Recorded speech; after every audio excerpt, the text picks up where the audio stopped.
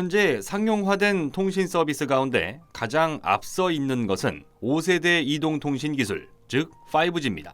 우리나라는 2019년 4월 3일 미국의 버라이즌보다 한 발 앞서 5G 서비스를 시작하며 세계 최초 5G 상용화 국가라는 타이틀을 얻었습니다. 그 결과 한국산 5G 통신 장비에 대한 수요 또한 늘어날 수 있었는데요. 5G 최초 서비스를 두고 우리와 경쟁했던 미국 최대 무선통신망 사업자인 버라이즌 커뮤니케이션은 2020년 삼성전자로부터 약 8조 원어치 통신 장비를 사들인다는 초대박 계약을 맺기도 했습니다. 또 우리는 5G를 통해 기존의 아픈 기억을 일부나마 씻어낼 수 있었는데요. 한때 4세대 이동통신 기술 중 하나로 주목받았던 와이브로 서비스가 있었습니다. 삼성전자와 한국전자통신연구원이 개발해 2006년부터 상용화를 시작했던 통신 기술인데요. 모바일 YMAX가 정식 이름인 와이브로는 4세대 이동통신 국제 표준으로 선정되기도 했지만 주력이 된 롱텀 에볼루션과 상대가 되지 않을 만큼 점유율이 낮았습니다. 결국 와이브로는 서비스 개시 12년 만인 2018년 역사 속으로 사라질 수밖에 없었습니다.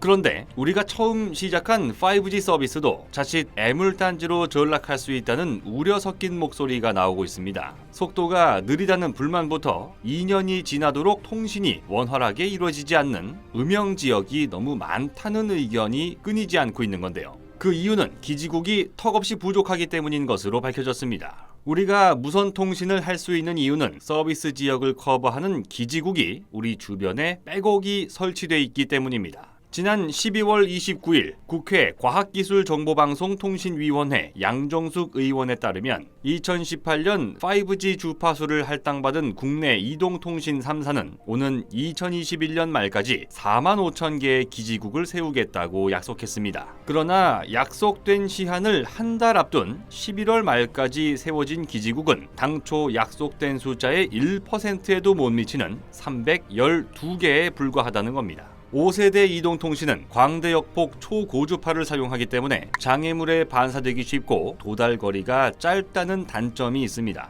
그래서 4G보다 더 촘촘하게 기지국을 설치해야 하는데요. 게다가 기지국 하나당 투입되는 장비가 늘어나서 30% 이상 더 많은 비용이 투입돼야 하는 것으로 알려져 있습니다. 다시 말해 더 비싼 기지국을 더 많이 설치해야 한다는 부담감이 설비 투자를 지연시키고 그 불편을 고스란히 고객이 떠안아야 하는 상황이었던 겁니다. 대한민국조차 기지국 설치에 부담을 느낀다면 미국이나 중국, 러시아, 브라질처럼 광활한 영토를 가진 나라는 더 큰 부담감을 가질 수밖에 없습니다. 그런데 국내 연구진이 기지국 없이도 5G 서비스를 가능하게 하는 기술을 세계 최초로 선보였습니다. 바로 인공위성을 활용하는 겁니다. 수프리아 샤크라바티 미국 매사추세츠 공과대학교 물리학 교수에 따르면 2021년 9월 기준 고도 2,000km 이하의 저궤도 위성만 7,500개가량 존재하는 것으로 알려져 있는데요. 소형 위성 개발로 인해 인공위성 발사에 대한 진입 장벽이 낮아지면서 앞으로 인공위성의 증가 속도는 더 가팔라질 것으로 전망되고 있습니다.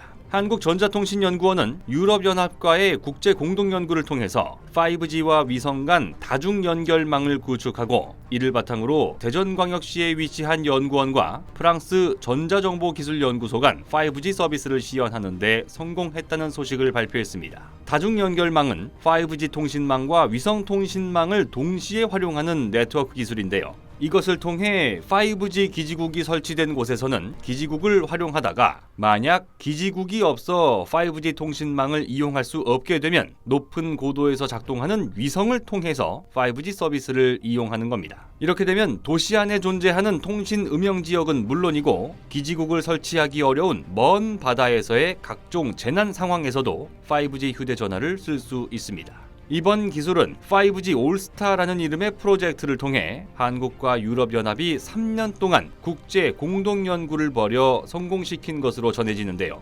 한국전자통신연구원 방승찬 통신미디어 연구소장은 보도자료를 통해 한국, 프랑스, 독일, 이탈리아 등에서 다수의 연구진이 참여해 5G 서비스 영역이 기존 지상통신에서 위성 분야로까지 확대되는 것을 체감하는 계기가 됐다고 밝혔습니다. 자칫 위기가 찾아올 뻔했던 5세대 이동통신 기술에 새로운 활력을 불어넣어줄 이번 기술에 더해 우리나라는 6세대 이동통신 핵심 기술을 선점하기 위해 발빠르게 움직이고 있습니다. 지난 11월에 있었던 모바일 코리아 2021 행사에서 임혜숙 과학기술정보통신부 장관은 6G 국제표준 마련에 대한 강한 의지를 내비친 바 있는데요. 5G 세계 최초 상용화는 글로벌 통신 장비 시장에서 한국 기업의 입지를 끌어올리는 계기로 작용했습니다.